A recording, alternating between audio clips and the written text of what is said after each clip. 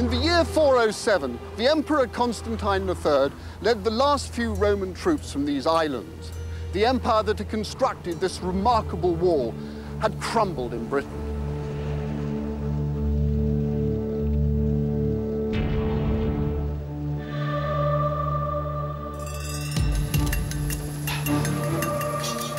Now, history books tell us that when the Romans pulled out, they took with them all vestiges of civilization and effectively turned out the lights.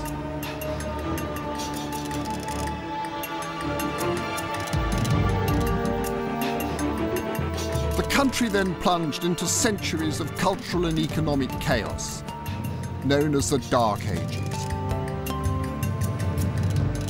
Now, all of this would be fine were it not complete rubbish.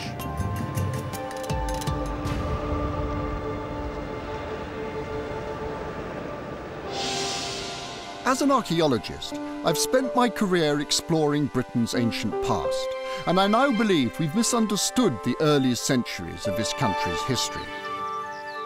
Instead of a nation crushed and then created by invaders, I've found a strong society with a unique and lasting culture.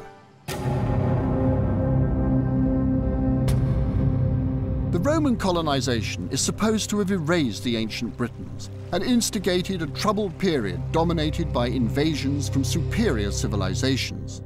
A period whose only hero was a mythical one, the legendary King Arthur, valiantly fighting the invading hordes. But I don't believe our ancient culture was overwhelmed as easily as that. I'm determined to examine what really happened in this country after the Romans invaded. I'm going to embark on an archaeological journey to uncover hard evidence for the story of Britain in the first centuries of its recorded history, the story of Britain AD.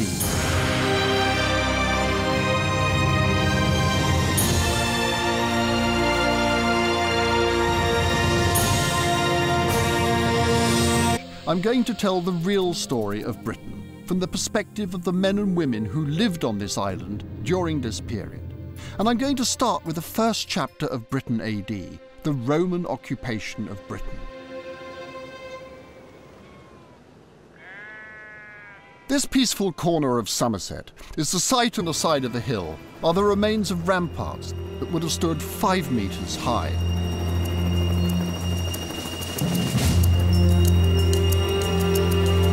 But the hill fort was not designed to face the disciplined might of the Roman army. Bodies left to rot where they fell.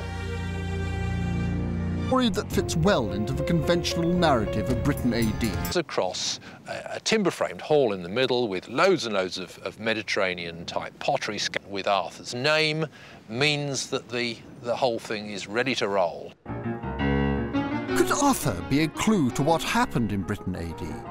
The problem is that Arthurian archaeology is more than a little short of evidence. And this is Arthur's Camelot. This is Slaughter Bridge, where Arthur finally kicked the bucket before being carted off to Avalon. I've always been rather sceptical of the Arthurian industry. Countryside, there's a complete Arthurian package. There's a deep lake with a legend where someone claims they found the Holy Grail. There was even a stone with a sword in it until somebody nicked the sword. Arthur's the great warrior figure, and that sort of story has an enormous attraction. It as a fairy tale with no grounding in historical reality. But myth and supports my view that British culture survived the Romans intact. And at the heart of Arthur's story, I found a clue to the resilience of the native Britons in the holds a clue to what really happened in Britain AD. The story of King Arthur is not a happy one. The tale involves an illegitimate. The boy becomes king and assembles a loyal following of 12 men known as the Knights of the Round Table. King Arthur and his knights fight many gallant battles, but eventually Arthur is killed. His body is taken to the magical island of Avalon, where legend has it Arthur is not dead, but sleeping, waiting for a time when his kingdom will need him again.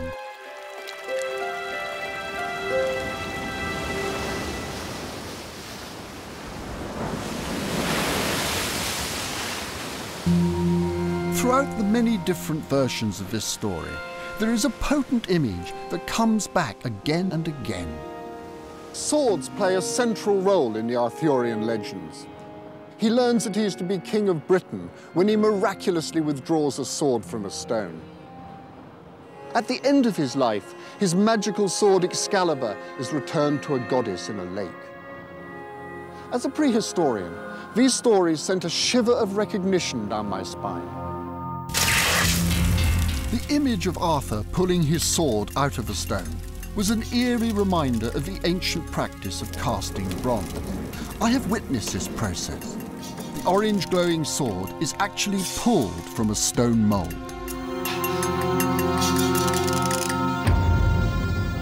In my work as a prehistorian, I had discovered ritual traditions in which weapons were disposed of in watery places and where islands had particular potency.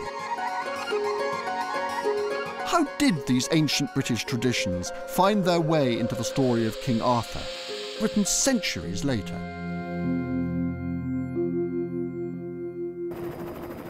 The answer lies just north of the Fens in a region known as the Witham Valley.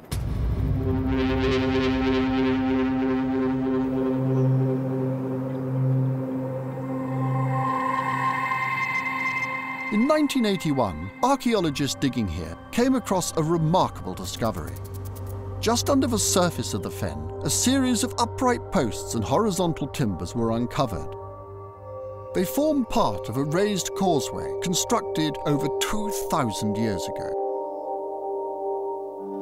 At either side of this causeway, archaeologists found dozens of pieces of ancient weaponry, including a large number of swords and spears. And this was not the first time that such objects had been found here.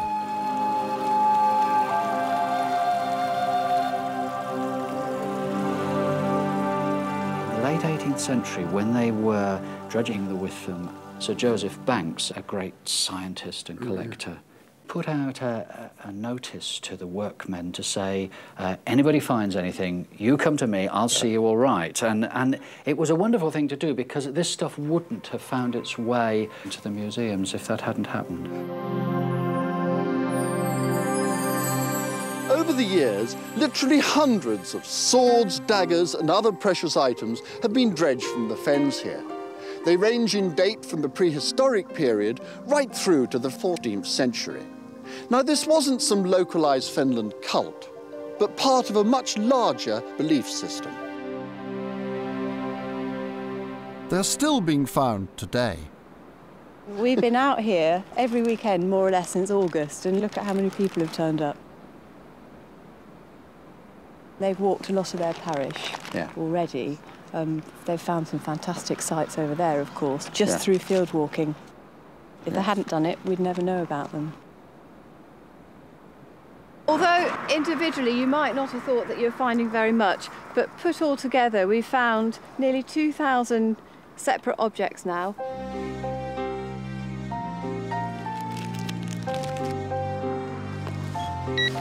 And that's an Iron Age axe, part of the shaft still there. Again, you so rarely see them.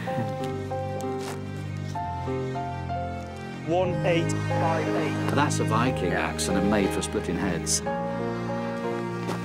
This extraordinary, complete Iron Age spear shaft. It's the longest in Europe. Medieval iron swords. A masterpiece. The Witham shield's not really useful as a shield. As with much of this, it's a ritual piece. Although we find weapons, we're finding tools as well. The great and the good and the everyday people, I think, coming together in this activity. It wasn't until recently that archaeologists began to notice a pattern in the location of these objects. Throughout the valley there are these slightly higher sandbanks and ridges. These were the remains of ancient causeways. which once formed part of this extraordinary landscape.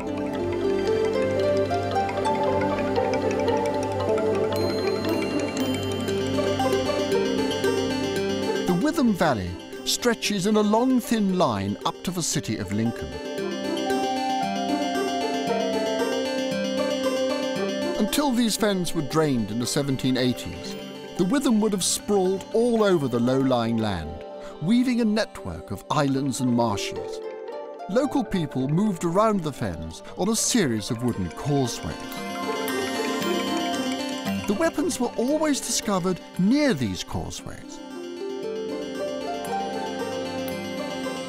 At first it was assumed they were accidentally dropped or lost in battle. In fact, there is a far more mysterious explanation. People were visiting the river, using the river, and for whatever reason, they were leaving this sort of material. The spear could have been used in the river, but it seems to have been given to the river. And I like the idea of them being given and returned to the waters, perhaps. And these medieval iron swords, the sword theme does actually go all the way through millennia.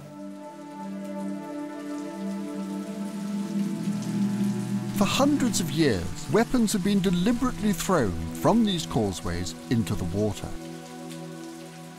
I believe that the story of King Arthur receiving his sword Excalibur from the Lady of the Lake is a direct reference to this ancient British tradition.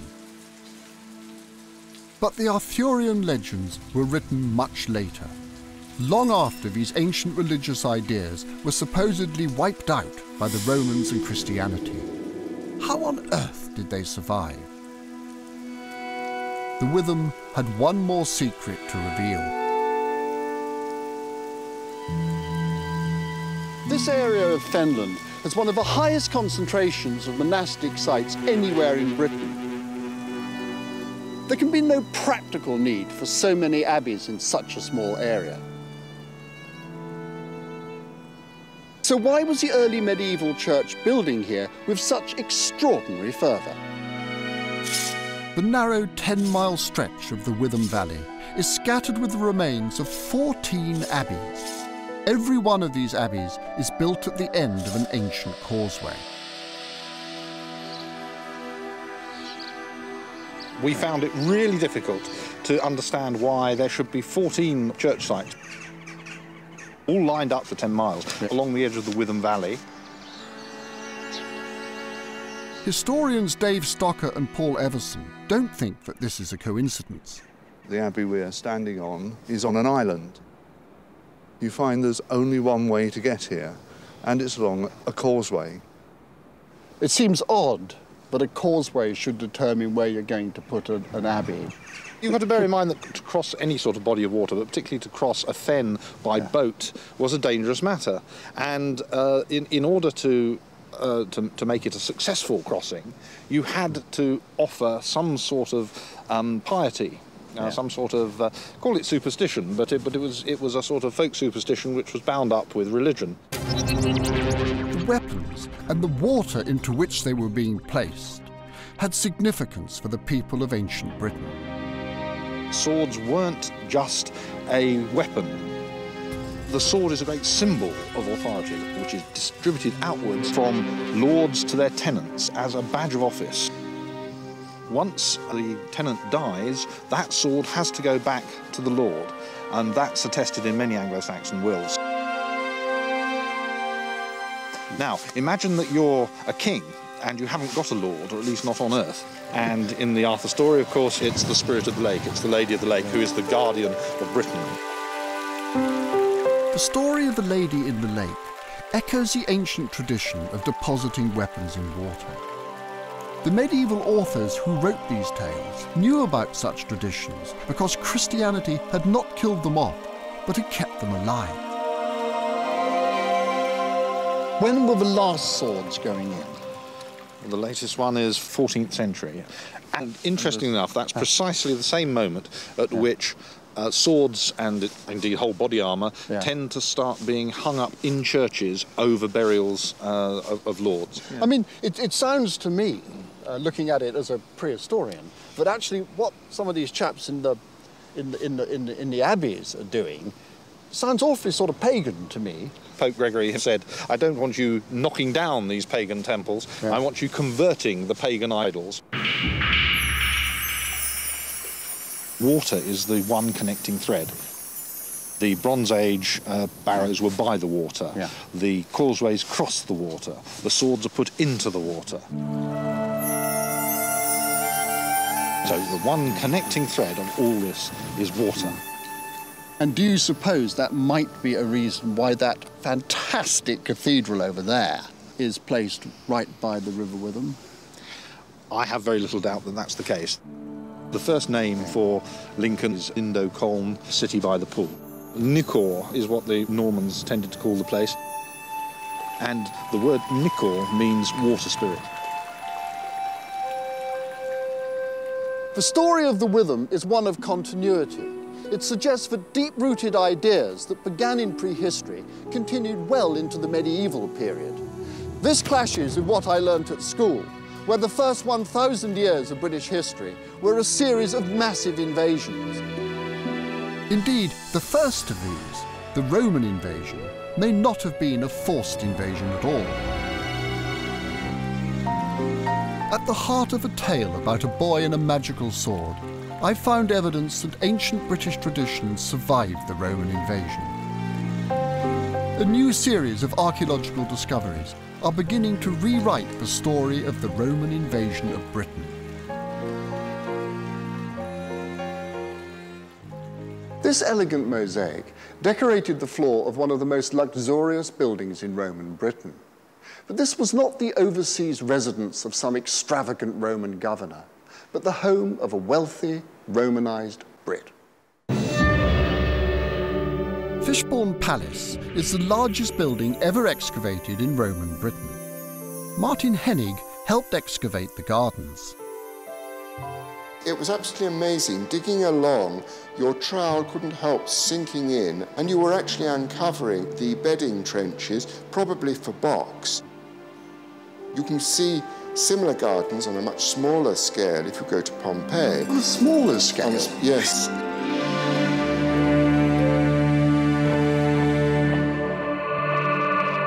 What you've got here is something that's equivalent to the palaces of the greatest Roman aristocrats. Fishbourne covers a larger area than Buckingham Palace. 160 stone columns support the roof, which is constructed from 100 tons of imported Italian tiles. Corridors surround over 100 rooms, some of which are decorated with elaborate mosaics. When Fishbourne was discovered, it was assumed that this was a palace of a Roman governor, a symbol of the imperial regime that had been forced on Britain. But during excavations, archaeologists came across a gold signet ring with an unusual inscription, the seal of Tiberius Claudius Catuarus. The ring belonged to a wealthy Briton. But what was it doing at Fishbourne? To understand why a Briton might be living in a Roman palace, we must look again at the events leading up to the invasion of AD 43. Maybe because we haven't been invaded since 1066, we British have a simplistic attitude towards invasions. We see them as being inevitably oppressive. So we imagine that when the Romans arrived, they wiped out British culture and customs. But in actual fact, it wasn't a straightforward process of colonization.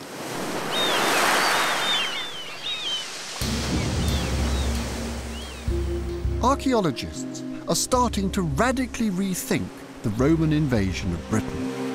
I would imagine the Britons faced by the might of Rome would have been quaking in their boots. I don't think it was quite that. The previous attempt to invade Britain was that of the bad and mad Emperor Caligula, who had marched a large army up to the Channel coast. He then put all his catapults in a row, and they fired enormous rocks into the sea. After a time, he told them that he had won a great victory over Nechen. You can imagine how that got about. The great Roman Empire was run by a lot of Charlies, and it completely destabilized the situation, of course. Pre-Roman Britain was, in fact, a collection of often feuding tribal kingdoms. There is very little written evidence about early British tribes, but John Crichton showed me a burial from the period which contained some intriguing items. Lexington Tumulus is a burial found just outside Colchester. It dates to about 10 BC, so this is still about 50, 60 years before the Roman conquest. Containers of Roman wine, small little Cupid, bronze work coming in from the Italian world. This stuff just isn't being produced in Britain at all. Here's a small little medallion of the Roman emperor, the Emperor Augustus. So a really nice personal gift from the emperor.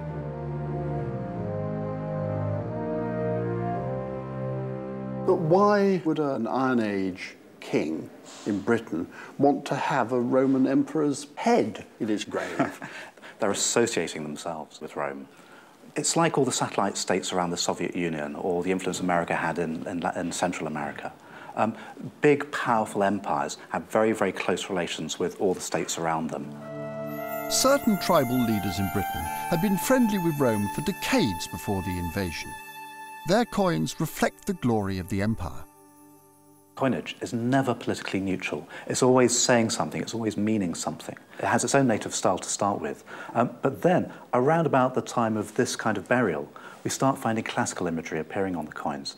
So they would have been familiar with classical literature? Certainly the upper tier, yes.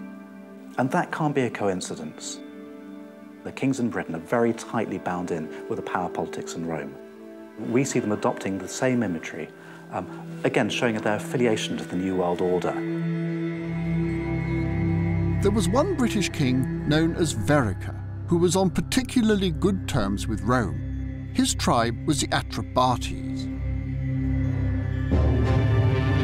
In the most complete version of the Roman invasion, the historian Cassius Dio describes Verrica inviting the Roman troops in. A certain Verrica had persuaded the Emperor Claudius to send a force to Britain, led by the distinguished Senator Plautius. This wasn't a subservient relationship. Verrica would help the Romans if he was able to do so, and that they would help him if need be. In AD 43, the need did arise when Verrica's kingdom was invaded. The Atrebates had been effectively under military occupation by tribes from the north. That rather implies that, to people down here at least, the Romans weren't that unwelcome. The Romans arrived as liberators. This is a revolutionary idea, but can it be supported by archaeology? Cassius Dio on the invasion. On the way across, they were first discouraged, but they recovered when they saw a flash of light cross the sky from east to west, the direction they were traveling.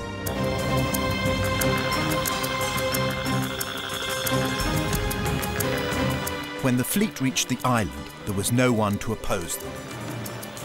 Dio, however, omits to mention where the invasion took place. Why was I taught as a student that the Romans landed in large numbers on the Kentish shore at Richborough? There had been excavations at Richborough which certainly discovered some early military evidence. They looked at the 3rd century account and added topographical details so that a battle on the Medway became almost a historical fact, though actually the River Medway is nowhere mentioned. So archaeologists invented it? Yes, it's a total invention. Perhaps 200 or 300, so a large number of boats that would need to be manoeuvred.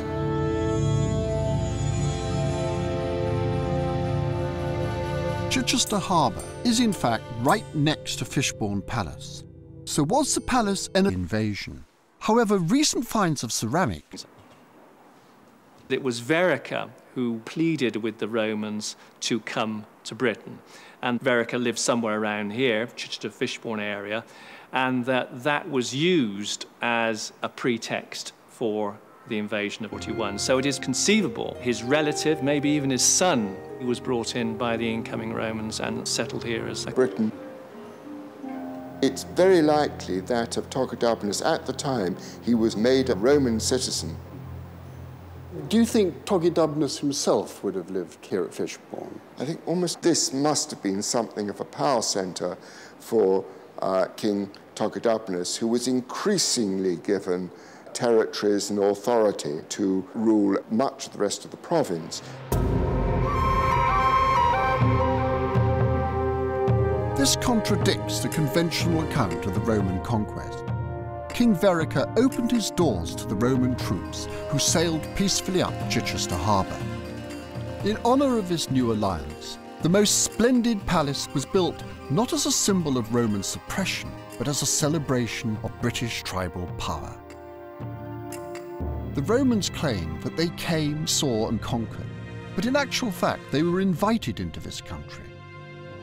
Once here, they didn't crush our native culture, but guided the development of an increasingly diverse society. In the years after the invasion, the Romans built a series of towns across Britain. Perhaps most opulent of these was Bath.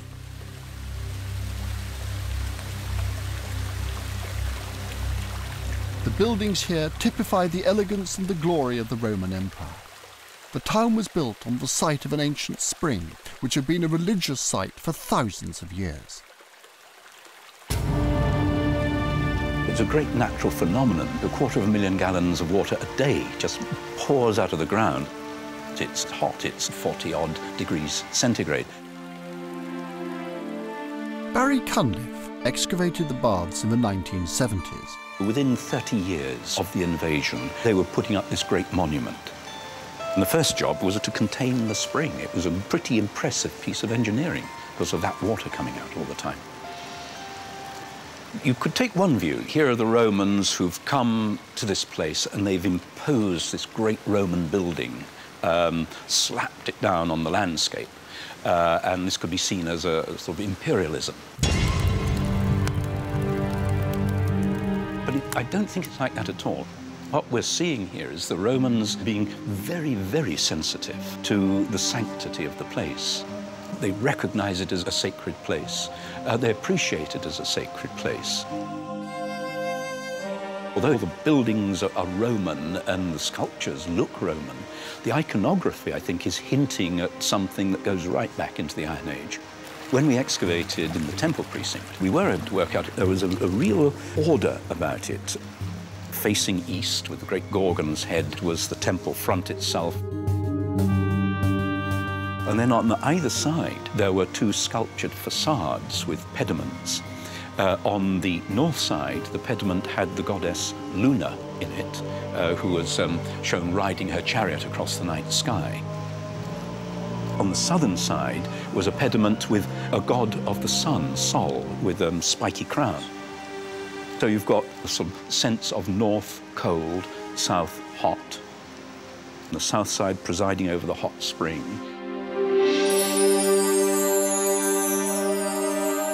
And the balance between the goddess and the god, the male-female. This encapsulates a much earlier belief. So the Romans are, if you like, taking over the sacred geography of the place and are monumentalizing that.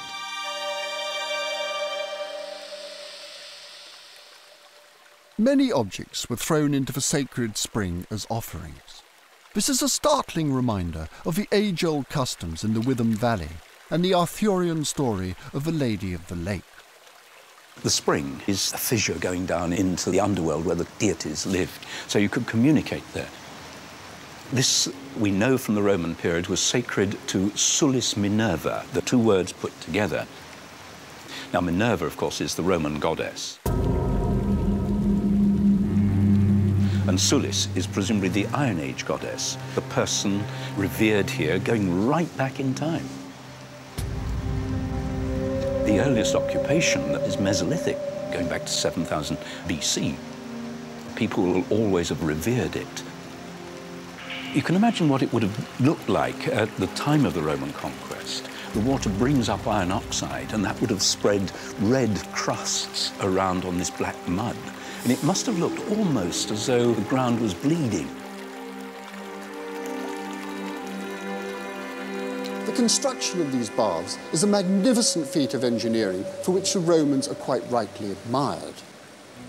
Although they gave us magnificent buildings and luxurious baths, I do not believe that the Romans fundamentally changed this country's soul.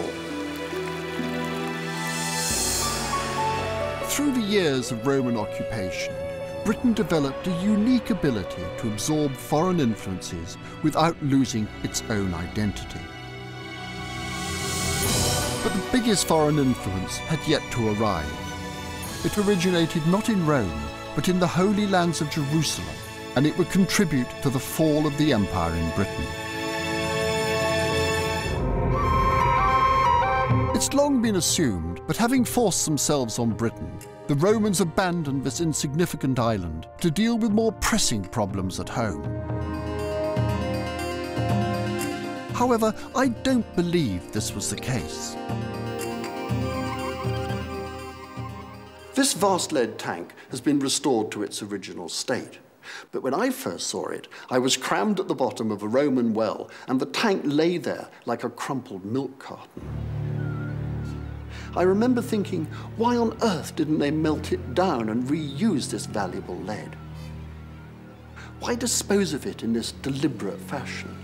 What was so special about this tank? The tank is decorated with a symbol which combines the Greek letters chi and rho, which is a sign of very early Christian worship.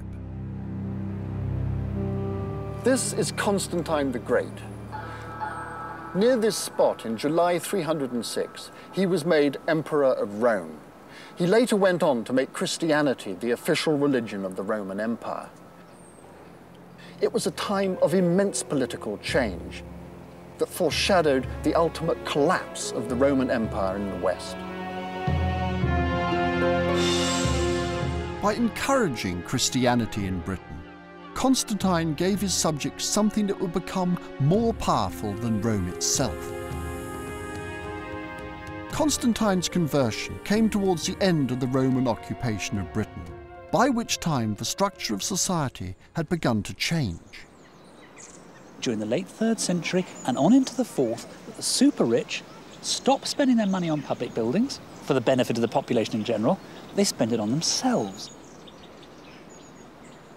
The big money moves out of the towns. It's a pattern we've seen in our own time. Wealthy people tend to take their money out to their country estates.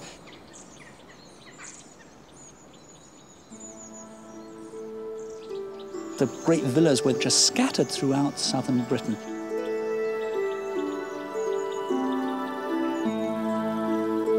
There we have these people right out on the fringe of the Roman world, aping a classical world from hundreds of years ago.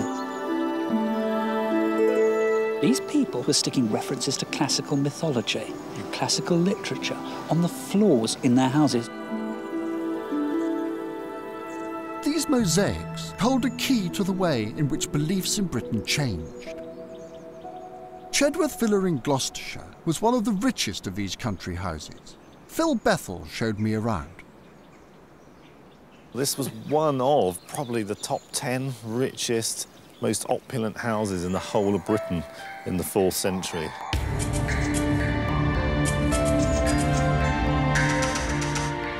All along the length of this corridor, there would have been a continuous mosaic floor, nearly 80 metres long. So they had everything that money at that time could buy. Mosaics in every room, underfloor heating systems, 2 bathhouses, their very own in-house water shrine. This whole thing was designed to show you I'm rich and I'm powerful. So this was actually a little temple, and here was actually part of their daily religion where they'd worship. in time-honoured fashion, going back to the Celtic origins of the Romano-British religion, but they'd worship the spirit of the spring. They seem to have almost recreated a bit of their earlier cultural history.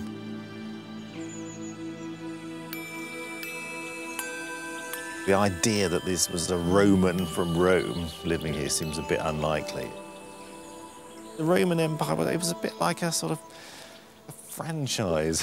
You know, they opened a branch of Rome out here in Britain, and the people who actually did the day-to-day governing and running of the country were by and large natives. It would, in this case, would have been native Britons, but from the families that were probably already important before the Romans came. It seems in Gloucestershire there wasn't a big conquest here. The local tribe, the Dobunni, seemed to play along with the Romans when they invaded. That may be why it became a very wealthy area. Rich, powerful people who lived here already took advantage of that new system to increase their wealth.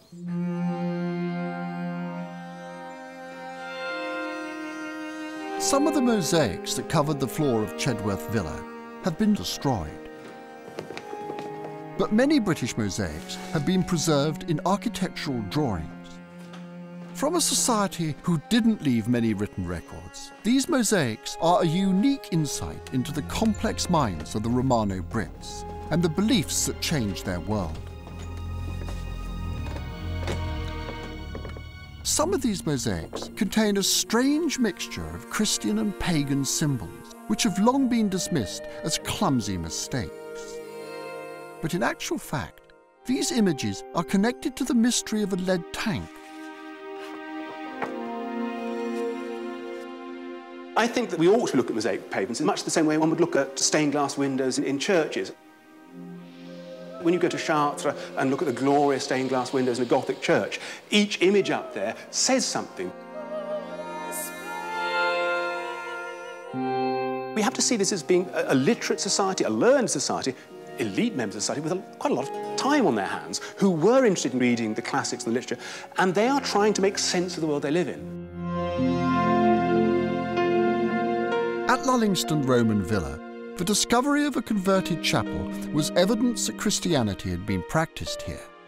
Within the mosaics, Dominic Perring has found a sign that the people here were dealing in a very unusual Christian cult called Gnosticism. 4th century is a period of vigorous intellectual ferment.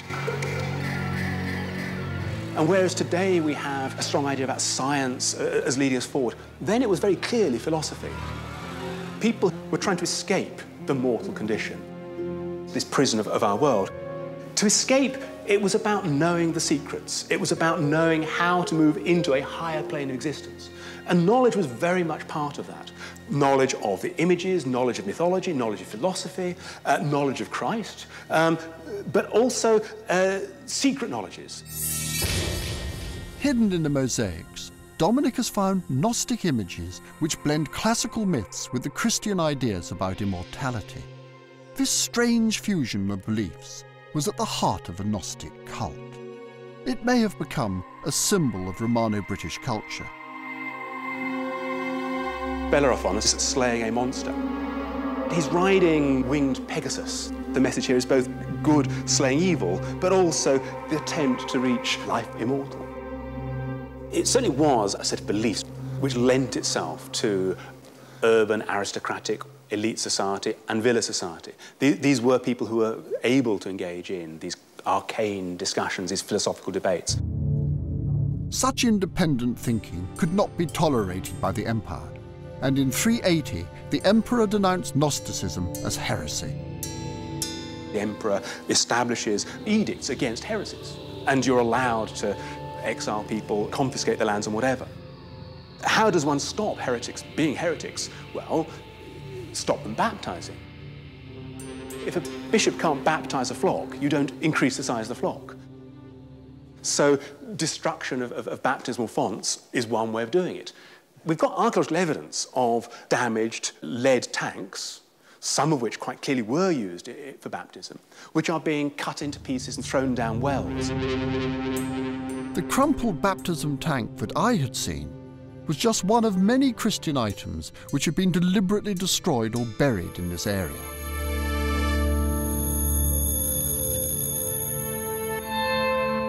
We have church plate, baptismal spoons, the chalice used in the Eucharist, being buried in some of these silver hoards. People are decommissioning these items. Whoever buried this collection of precious silver must have felt anger and resentment, because their property, their beliefs, their very identity were under attack. By the time this treasure was buried, Rome had lost the hearts and minds of the native Britons.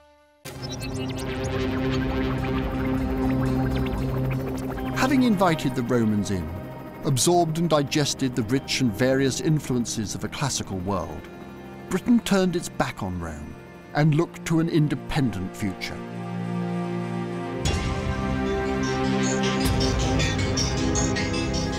The end of Roman administration was a new beginning for the people of Britain. 3.5 centuries after the Romans destroyed it, the magnificent hill fort of South Cadbury was reoccupied. It has long been imagined that the figure who led this resurgence was King Arthur. Arthur is a kind of product of different generations and how they see themselves. Arthur was created largely by medieval romantic historians who wanted to create a kind of pseudo-chronology of events after the Roman invasion. And the trouble is it's loosely threaded together with pieces of genuine evidence. And it depends on how literally you choose to take bits of that. I rather suspect that Arthur is a kind of metaphor, a symbol for the sort of petty tribal chieftain who would have taken over power in a region after the Roman power collapsed in Britain. A man who could hold his people together. This valiant king embodies a brave new world in which the descendants of Roman Britain began to build an independent future. And yet for centuries, we have shrouded this exciting time under a veil of mystery and labelled it the Dark Ages. Next week, we will discover that Arthur's Britain was in fact a time of creativity and progress, in which nothing less than the future identity of this country was forged.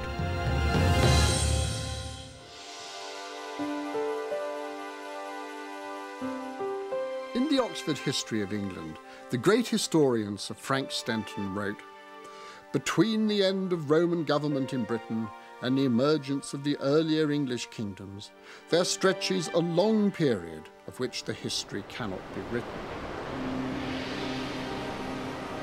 With the departure of the Roman troops, historians imagined the end of history.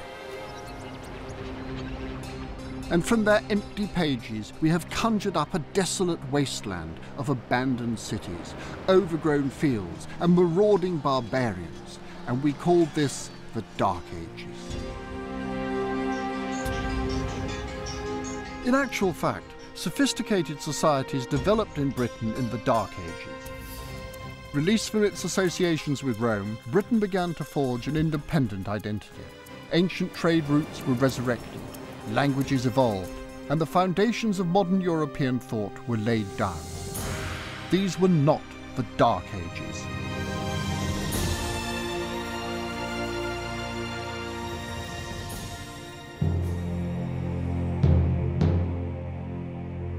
The fall of Rome led to a period of political instability throughout Europe.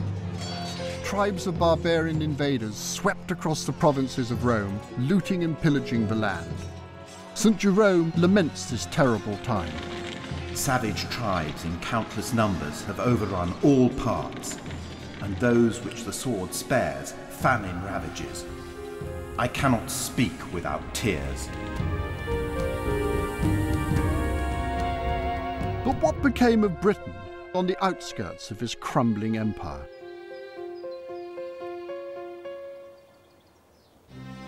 The trouble is, there is a gap in the historical record. At one end, we have 410, a date as indelible and emotive as 1066. 410 was the year that Rome told Britain, "Look to your own defences." At the other end, we have 597, the year in which Pope Gregory I of Rome converted the Anglo-Saxons to Christianity. In between, there are only fragments and stories, a murky historical no man's land. The perfect breeding ground for myths and legends. Emerging from the shadows of his period is the figure of King Arthur who, if he existed at all, rose to prominence in these troubled years. But here lies a crucial paradox. How can a period of Dark Age barbarism also have produced the greatest folk hero Britain has ever had? Was Arthur invented to make up for a lack of real history, or is there some foundation to these peculiar myths? As a prehistorian, I'm used to dealing with long periods without any written records, but that doesn't mean that nothing happened. I'm going to find out what really did happen in this mysterious time. And I'm going to start in the place where the collapse of the Roman government must have been most keenly felt, the cities. The Romans built a network of civic centres across Britain. I went to York, one of the largest of these, to find out what happened after the legions left.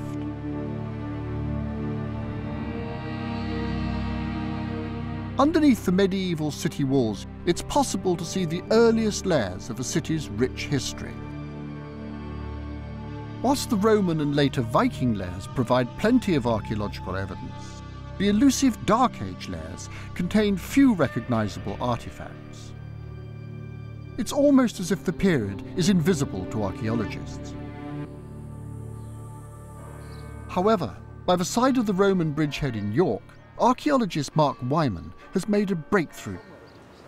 By re-examining thousands of pieces of pottery thought to be part of a city's Roman history, he has begun to shed some light on the city's Dark Age past.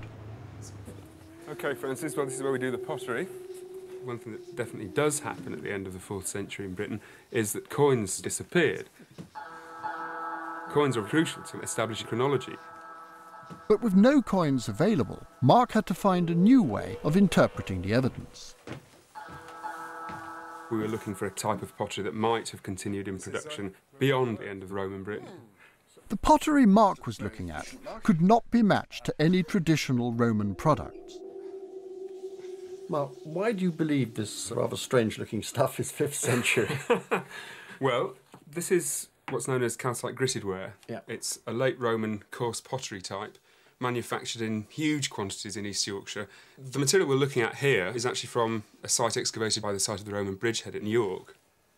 The layers that produce Mark's pottery had to be dated later than the Roman period.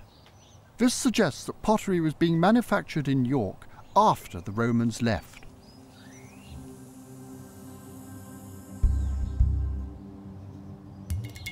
This business of making pottery in the 5th century has put the cat among the pigeons. Why is that? The received view of Roman Britain, one that's still quite widely held, I think, has been that Roman Britain's end is exceedingly sudden, and the archaeological material that we require to understand activity, to understand the past, just isn't being made. The reason I set out to do this research was to identify a type of artefact which we could say is manufactured in the 5th century, to argue against the idea of everything suddenly coming to a juddering halt.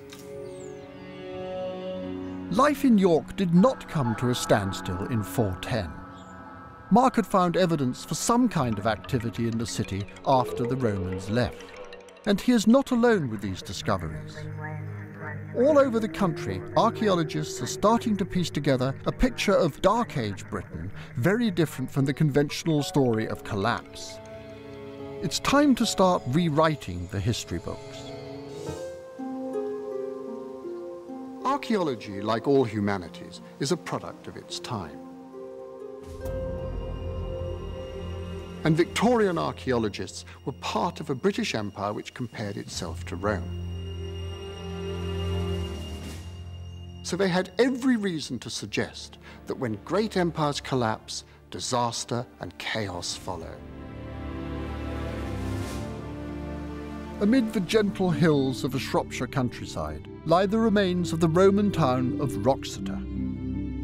The romantic ruins fascinated early antiquarians, who saw it as an evocative reminder of a great civilization which had fallen into ruin.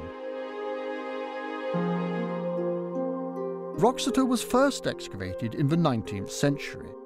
These Victorian archaeologists were so excited by the Roman remains here that they did not spot something that would completely rewrite the history of the town.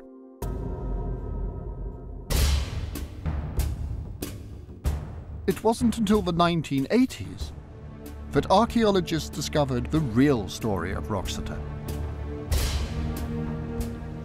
As they wandered over the rubble, he found these two large round stones. The inspector said, well, perhaps these are the same. They noticed lines of packed rubble and plaster. And they suddenly realised they had this massive, great building. It was so big that it's a bit like trying to see an elephant standing a foot away. The north wall was taken down, dismantled, and the rubble was used to create a huge building platform. What they were doing was making a solid foundation onto which they could then build a timber frame structure.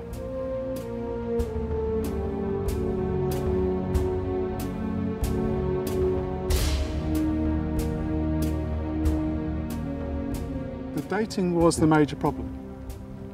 The big building and all the other buildings around it had to fit in between about 520 and about 590, 600. So, I mean, we're long, long after the official end of Roman Britain in 410, aren't we? And they're building huge buildings which are laying out in Roman measurements. I mean, they're thinking like Romans, aren't they? They are Romans. This is our perception that we think of Romans as being foreigners who come over, occupy the country and then go away again. They weren't. The people in the country Romanised. They became Roman. I mean, central control, central administration had sort of broken down. So, I mean, who was organising, and was it an Arthur-like character? It's a very difficult question to answer because you had no evidence. No.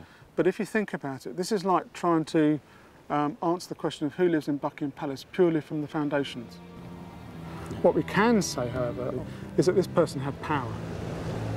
So they are someone who's able to command authority. There is a structure to the society. The discoveries at Wroxeter were a great advance in archaeology. They opened the way for archaeologists to re-examine other Roman sites in Britain to discover what happened during the so-called Dark Ages.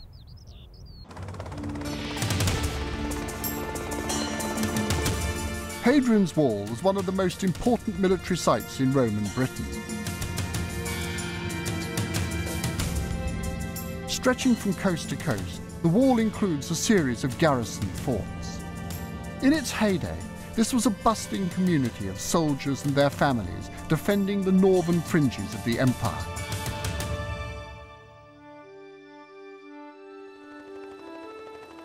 What happened after the Roman army pulled out has long been a mystery.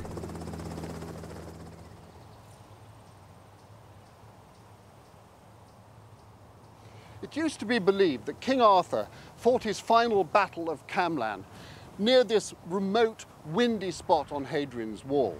But recent work has shown that within the fort of Burd Oswald, there was an altogether more extraordinary archaeological story to tell. Burd Oswald is the most westerly of the series of forts which line the wall.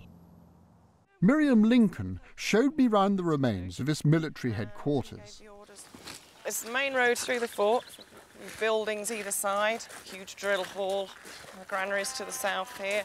It was the granaries that archaeologist Tony Wilmot decided to examine when he began excavation here. I just had a feeling from looking around the site that late Roman would survive quite well. And chap in one corner said, Tony, I think we've got a bit of a straight line here. And a chap in another corner said, it's a bit of a right angle. And I basically went to the top of the tower of the farmhouse, looked down, and there was just this great rectangle sitting there. Above the stone foundations of the Roman granaries, Tony discovered the remains of a huge structure which was built long after the Roman troops withdrew. It was a unique archaeological discovery. What was it like? It's just jaw dropped. You know, you're thinking, God, this is it, really. You know? You've got this lovely, huge, open structure, thatched roof, and it would be the first thing you saw as you came through the gateway there. I put one of my most experienced diggers just to give a very quick clean to this slight trench, and I didn't tell her what I was looking for. And I said, anything odd about this? And she said, there's these sort of hard, flat patches. Yeah. Oh, where are they? And she went, well, there's one here, and I pointed to that. Yeah. And there's one here, and I pointed to that. And sure enough, they paired up.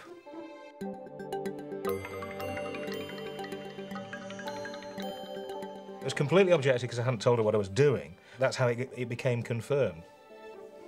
The strange markings that Tony found were the remains of 12 footings which formed the skeleton of an enormous wooden hall that had been built after the Roman troops departed.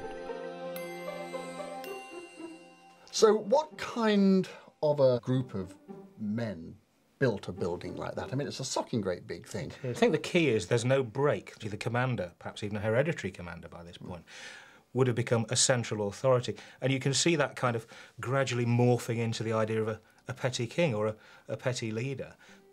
Are we talking about a sort of protection racket? It's not hard to see them saying, well, OK, carry on paying your Roman taxes and we'll carry on seeing you all right. And from taxation to protection racket is perhaps not such a huge jump. The history books tell us Roman soldiers pulled out, turned out the lights and darkness descended. That's it, yeah. It wasn't happening here. These were native Britons. They had nowhere to go. This was home, and so had to find a living somehow. Certainly there was no mass withdrawal from Burd Oswald.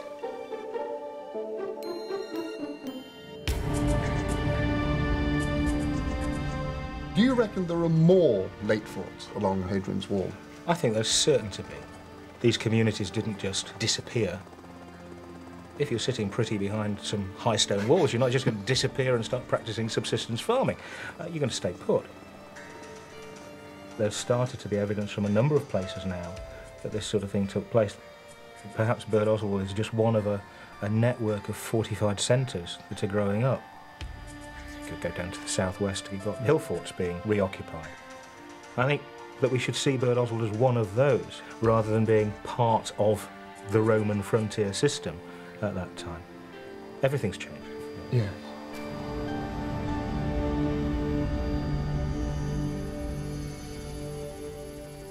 To the east of Burd Oswald is a lake called Crag Loch.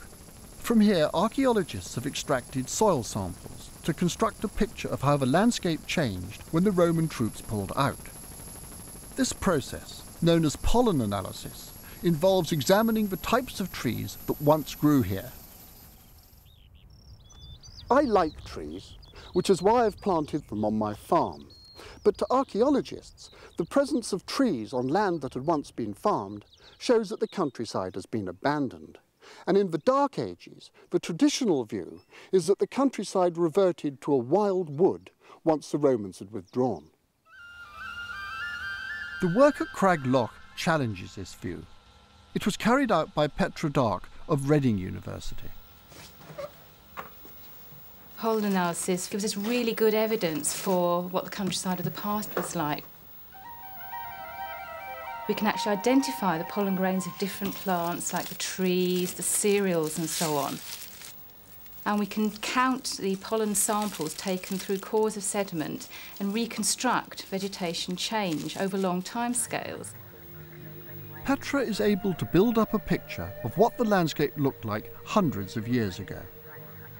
If we get cereal pollen, that tells us that they're growing crops nearby. If we have tree pollen, that tells us there was woodland nearby.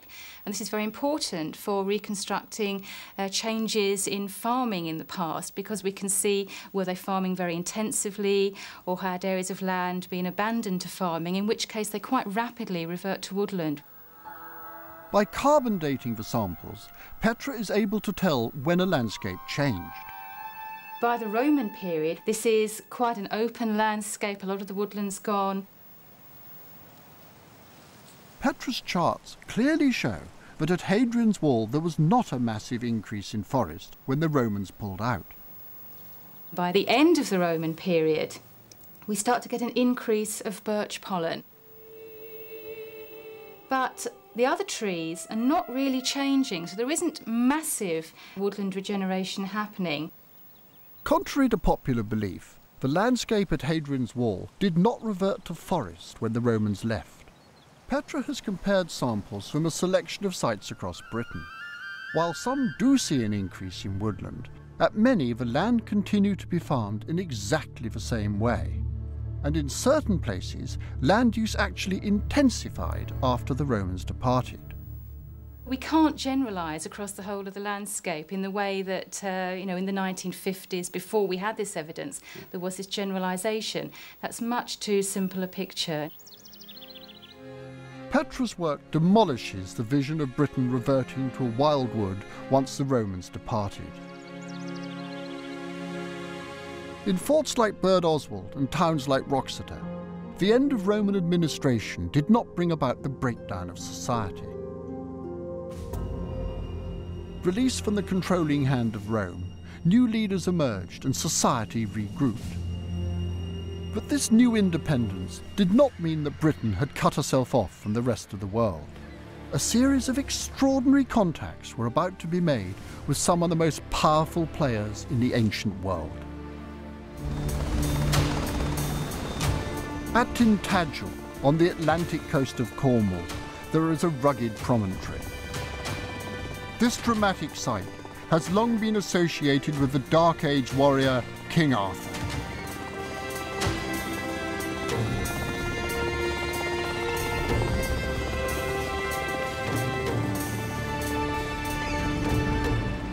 I think this one of the most romantic places in Britain. And I'm not surprised that Arthur is supposed to have been conceived in a castle here. The trouble is, those dramatic ruins over there are 13th century and have nothing whatsoever to do with Arthur or with Camelot. King Arthur first became associated with Tintagel when the author Geoffrey of Monmouth wrote a version of a legend in which King Arthur is born here. The Earl of Cornwall decided to build an Arthurian-style castle on the headland. Tourists have been coming here ever since to catch a glimpse of Camelot. However, the Dark Age story of Tintagel is far more exciting. Excavations here have shed new light on Britain's ancient contacts with the rest of the world. Charles Thomas explains. This is the classic way to see it, to approach it, because we've got the island, we've got that neck there, and you can see most of the important parts. You can see the top, the summit there. In the early 1980s, there was a fairly dramatic fire here, and the whole of the top of the plateau caught fire. The grass burnt, even the roots burnt. We then had a unique opportunity to examine 2 or 3 acres. We found that the top, far from being bare, was covered with the remains, the footings of little huts. 20 or 30 rectilinear buildings. We thought that these were all medieval. We now know they're post-Roman. We've investigated 10% of the top of the island. We found that the pottery, although burnt, was still recognizable as post-Roman imported pottery. Something had been taking place at the top, on a big scale. At the precise location where writers imagined a Dark Age king being born, modern archaeology had found the remains of a large settlement dated to the middle of the Dark Ages. And this was not all. Trampled amongst the remains of the buildings were thousands of sherds of intriguing pottery.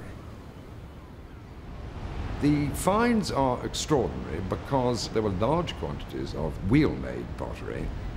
None of this was the same as we get in Roman Britain, and none of it was anything that could conceivably have been produced here in post-Roman times.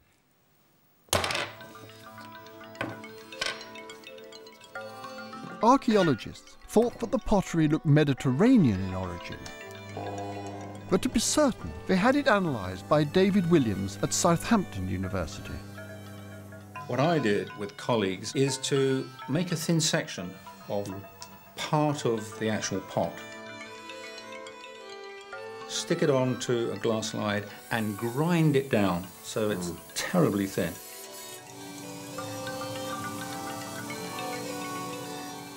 When you put it under the microscope, you can actually see the minerals and the rock fragments in the clay of the vessel. Right. And they will actually reflect what type of geological area the clay came from. So if I look through this, at that slide you've got in there, lots of white bits and, yes, of enormous kiln sites in southern Turkey. So much pottery was of sea transportation. They were very heavy indeed.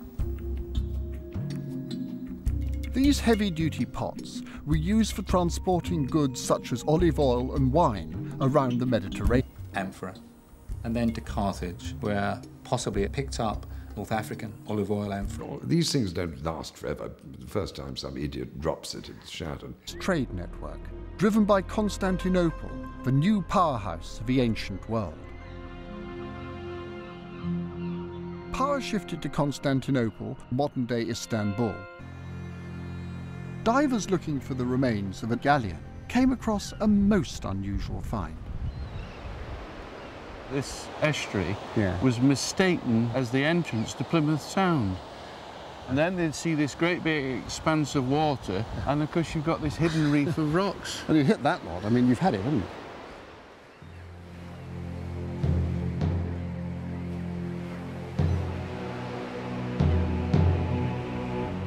The first two divers came up to the surface, big smiles from ear to ear, with these tin ingots. Oh, look at that. God, it's heavy, isn't it? Yes, it's pure tin. When we had them analysed, they analysed them at 99.9% pure tin. And this is a clue that they're very old. One theory is there was a boat anchored out there, they were ferrying them out and they turned over on the reef.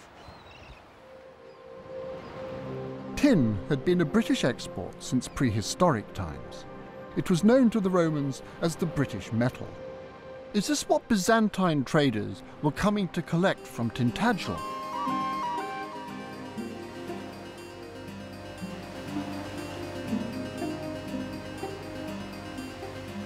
If you control a large area, you let it be known that by midsummer, the tribute you're going to enforce is X blocks of tin, and you collect a lot of this. And this is something which would be extremely exchangeable in terms of Mediterranean goodies. The tin that the divers found lay a few metres away from a beach, which has yielded some intriguing remains.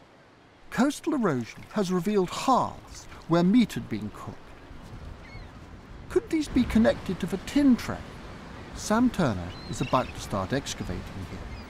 Well, there's several hearths eroding from the cliff. The site's been known about since the 1960s and it's been monitored since, and the erosion's got really quite bad recently. In fact, you can see some of the charcoal deposits here in the face of the sand cliff, blackened material. Look, got the charcoal tail. Yeah, big lumps of charcoal.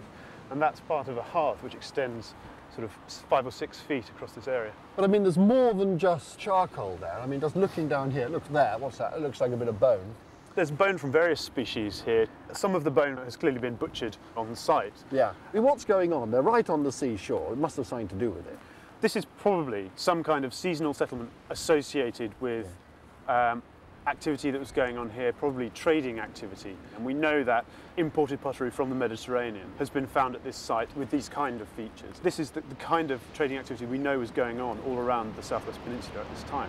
This Mediterranean pottery. Why is it being used on the port? I mean, you don't get champagne bottles being opened in the port of London, do you? I mean, that happens somewhere else.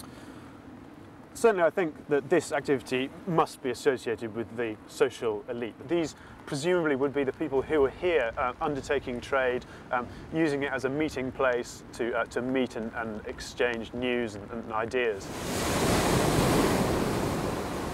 Sam's discoveries were not unique.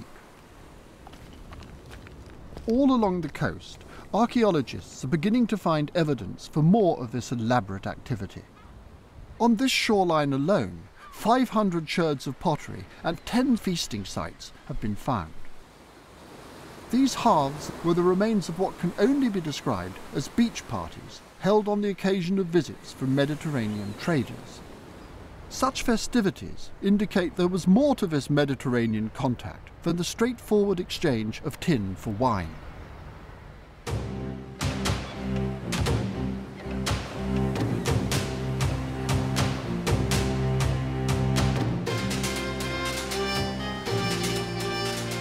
Today we place different aspects of our lives into clearly labelled boxes: work, trade, religion, politics. But in the past, these partitions didn't exist. So I don't suppose that the Mediterranean and British traders were there just to exchange goods. These beach markets were to do with something altogether more profound: the ceremonial exchange of beliefs and ideas. And some archaeologists even believe that these ceremonies were politically driven. In the 6th century, the Byzantine Emperor Justinian I organised an attempt to reconquer the Western Roman Empire. This programme of reconquest was accompanied by a diplomatic initiative, a charm offensive to try to get local elites across Western Europe on board. One area where such elites existed was in Western Britain. And it's possible that what we see as trade between the Byzantine world and the British West was in fact diplomacy between Constantinople and the British kings who ruled that area. Whether or not these traders are on a political mission, I am certain that this contact was never purely commercial. The trade networks established between Britain and Byzantium provided a basis for the transmission of spiritual and intellectual ideas. They're bringing with them a whole range of new ideas. Archaeology can't show us that. Archaeology and history and language between them can infer its existence. And the pure archaeology, the dirt archaeology of pots, shows us one method by which it could have come. So, yes, there is a trade in ideas.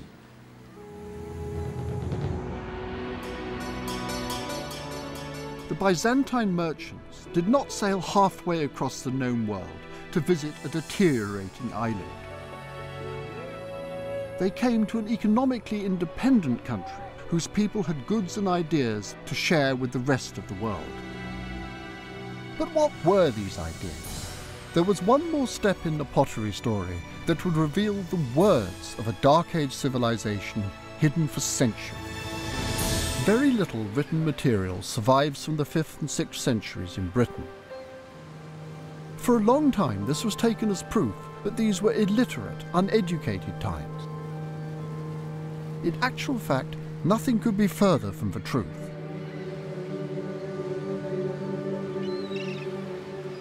Dark Age Britain was a time of intellectual as well as economic advance. A single sherd of Mediterranean pottery, identical to the Tintagel material, was recently found on the remote island of Caldy off the south coast of Wales.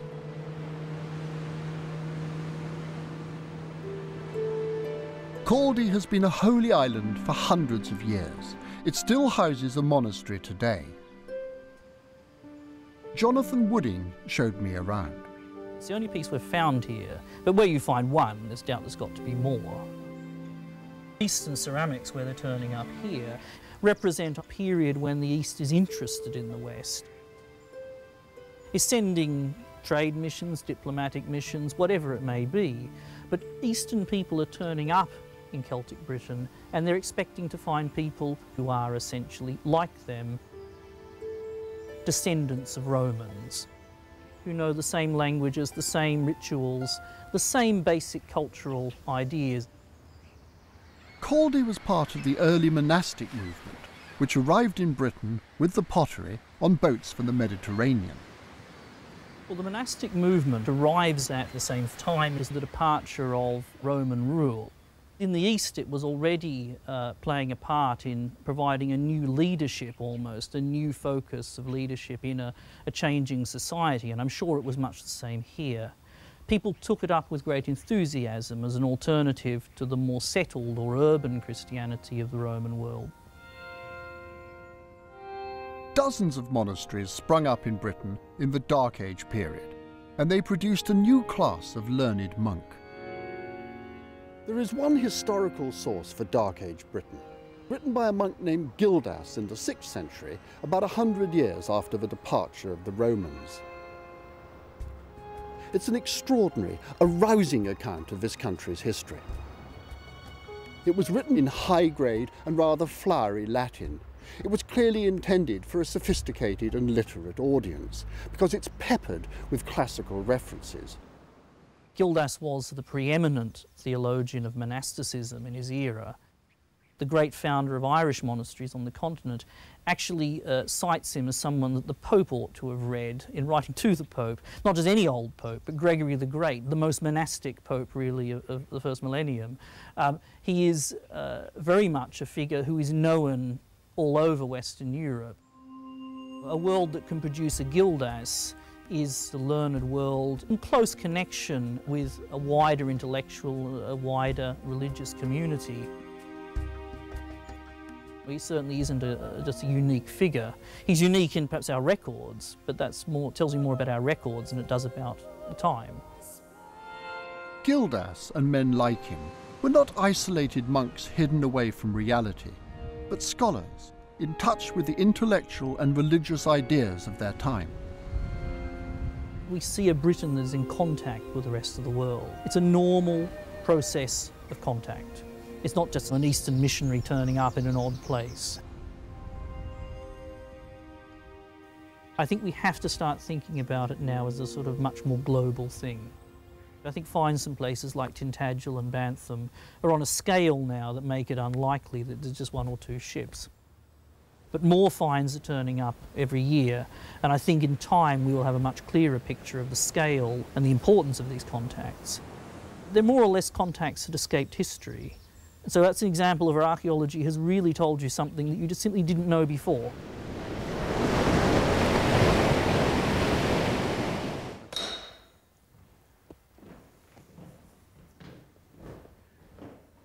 Literacy was not confined to the monastic elite in Dark Age Britain. Caldy Island had one more secret to give up in the form of an ancient stone inscribed in Latin. With the sign of the cross, I ask from all those walking there that they pray for the soul from within of Cadogan. This is rhythmic, syllabic, Adonic verse, and it is by centuries the oldest. These people are using the meters that become the standard fare of every subsequent European literature. It's not Dark Age, it is not illiterate. Stones like the one in Caldy have been found scattered across Western Britain.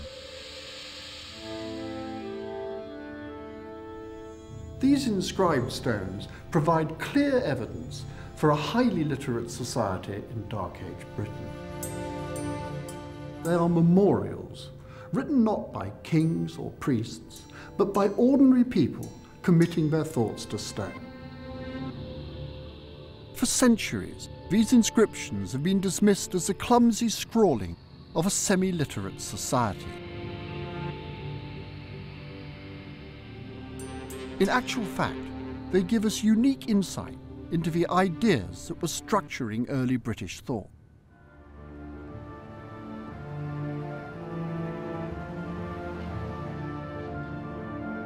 The job of deciphering these ancient messages has been the work of David Howlett, editor of the Latin Medieval Dictionary in Oxford. We're coming into the oldest part of the Bodleian Library, and what we see here is an embodiment in stone of the view of the universe that our ancestors had adopted from antiquity. 7 liberal arts, the human constructs of language, grammar, rhetoric, and logic, and the divine hard science all of them mathematical. Arithmetic is static number, music is moving number, astronomy, geometry. David believes that the structures which still shape learning today were first formulated in the Dark Ages. Was it some form of intellectual opposition that structured the way they thought? It was a cooperation, a combination. You have the School of Languages at the same door as the School of Geometry and Arithmetic. And over there, the School of Astronomy in the same door as the School of Rhetoric. It was a cooperation, a combination, the human arts with divine mathematical art. You need both. You cannot have one without the other. During the 6th century, modern Europe is invented, and it's invented here.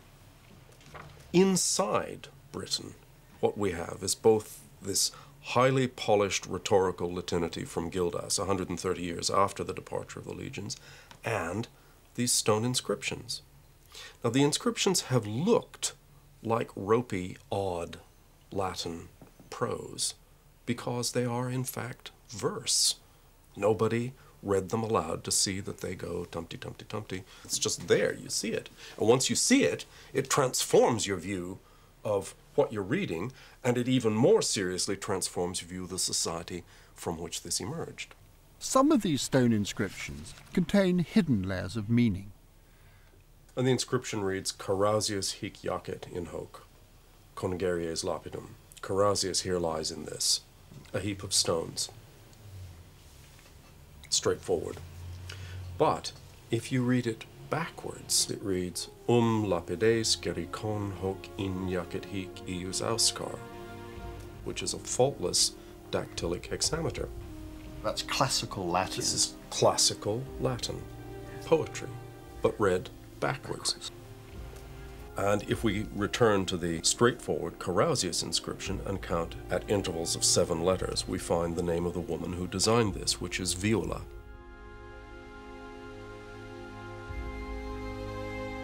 Jorvert and Roalaun in sepulchres look in peace for the awesome advent of the judgment. Sanctissima mulier hic jacet, quae fuit amatissima conjux bivatisi. Audiva, a most holy woman, here lies, who was the most beloved wife of Bivatisus. In morals, discipline, and for wisdom than gold and precious stones, this woman was better. Now, she is the most holy. England until 597 when St. Augustine arrived in Canterbury. What do you say to that? I don't believe a word of it. The British Church survived intact, and it was flourishing. The missionaries thought they were coming to barbarian Ruritania. And when they got here, here was a church with its own traditions intact from antiquity. Men who knew how to operate 10 different computational cycles for the reckoning of Easter. They could write classier prose and verse than the Roman missionaries were capable of. So the Roman missionaries found intact a church completely self-possessed. They were so dumbfounded by this that they just blanked it out. They pretended that it had never existed. They pretended that it didn't exist. In order to gloss over the messy origins of English Christianity, Bede invented a new race of people, the Anglo-Saxons, who came to be known as the English. Bede has an agenda to present the Anglo-Saxons as a coherent body of people, and they're predestined to inherit southern Britain. The British are unfit to live here, so the English are a chosen people. Bede's influence. In doing so, he gave us an origin myth. English people. What you have to realise is that England doesn't exist before perhaps the 9th, 10th century. It's only later on that you can actually call it a single political nation, if you like. Before this point, you're looking... So who are we really? The trouble is, these are identities based on a wholly imagined past. So we end up out of the heart of our democracy, and you see what I mean. To be made to fit the Anglo-Saxon virtues of the Victorian age. The result was a ludicrous conflation of two very separate...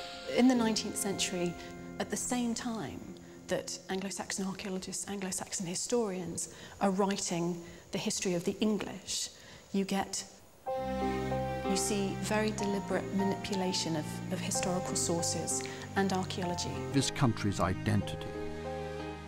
It is not just it is right across Europe. Period, which removed a common culture and created little groups of smaller groups. Our ancestors were not brave Anglo-Saxon supermen, nor mysterious Celtic warriors like Arthur. These origin myths, tying us to one pure race or another, do not do justice to our culture. We were not a weak and disorganized society overpowered by the Romans, nor did we dissolve into chaos when they left.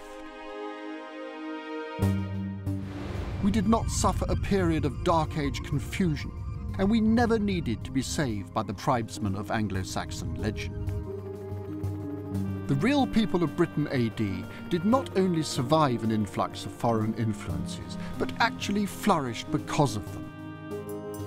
We absorbed Roman and later Byzantine and North European culture without losing a sense of our own identity. It is this ability to absorb and adapt, this creative plagiarism, which has always been at the heart of British identity. And this diversity is not just a feature of our distant past. It's a trait that can still be seen in every aspect of our life. Even our food. Robin Cook, former British Foreign Secretary, famously selected chicken tikka masala as Britain's national dish. I believe that our national identity itself is a result of a blending of an enormous number of different inputs over the centuries, of different ethnic groups who've come here and settled here, become not so much absorbed, but have made their contribution become part of the resultant mix, what we now recognize as our own national identity. And I think actually what makes Britain great, what makes us strong, is not purity, it is diversity. It's all those many different influences that have shaped our language, shaped our history, shaped our culture, and shaped our character.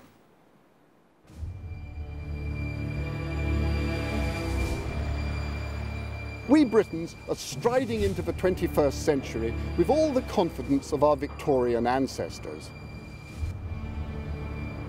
But in planning the way ahead, we must keep an eye on the past. Because if we discard our sense of history, we'll be like people with no memory who don't know who they are.